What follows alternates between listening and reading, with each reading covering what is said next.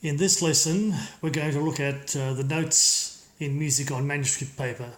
But just to recall yesterday, we saw that there was a boy, note B, and a cat, C, a dog in its kennel, emu, fox, and two horses in their stables, Gaz and Az. B, C, D, E, F, G, A and B. When you first start learning piano, the only notes you probably will need in the very early stages are these ones here. You might wonder what this grid is. This here is called a staff. There's what we call the treble staff and the bass staff. This figure here is called a treble clef, and this is called a bass clef. With the treble clef, the music is more likely to be played by the right hand than the left hand. And in the bass clef, that's usually reserved for left hand playing. This figure here is a bracket, and it just joins up the two clefs, the treble clef and the bass clef. So we have one staff here, a treble staff, and one staff here, a bass staff. Now you'll notice also that the grid is made up of 5 lines, 1, 2, 3, 4, 5 lines, and 4 spaces. Now the notes that you'll need in your early playing in the right hand are these ones, C, D and E, and C of course will be played just before the dog kennel on your piano, C, D and E. When you play them, I suggest you use the fingers 1, 2 and 3. In the left hand, this note down here is an A, this one's a B and a C. You'll notice that these two C's, they are the same note played in the middle of the piano called middle C.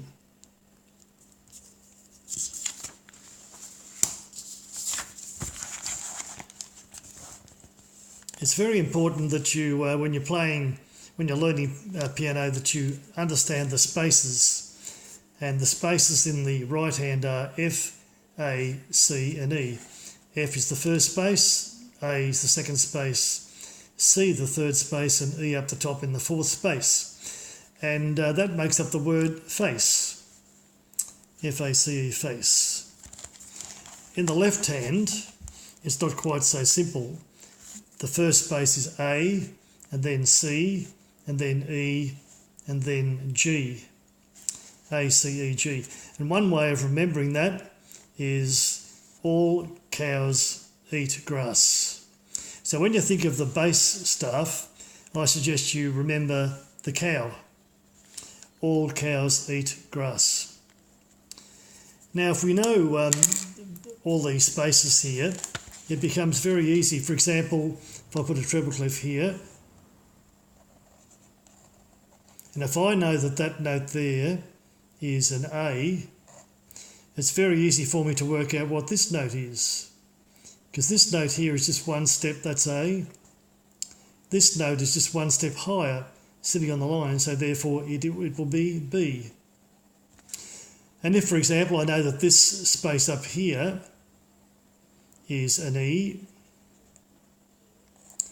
and if I'm trying to work out what this line is here, I've come down one step, and so therefore that's going to be D.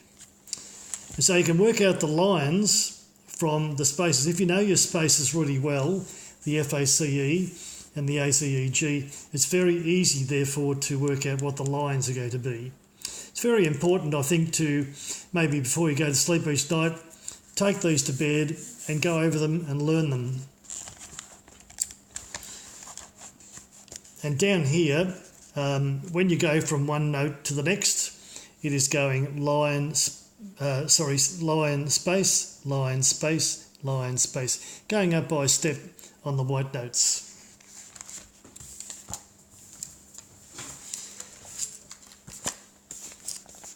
Now, if we look at this piece of music here, this is a piece of music by the composer Bach, and it's very good sometimes to sit down and try and work out what all the notes are.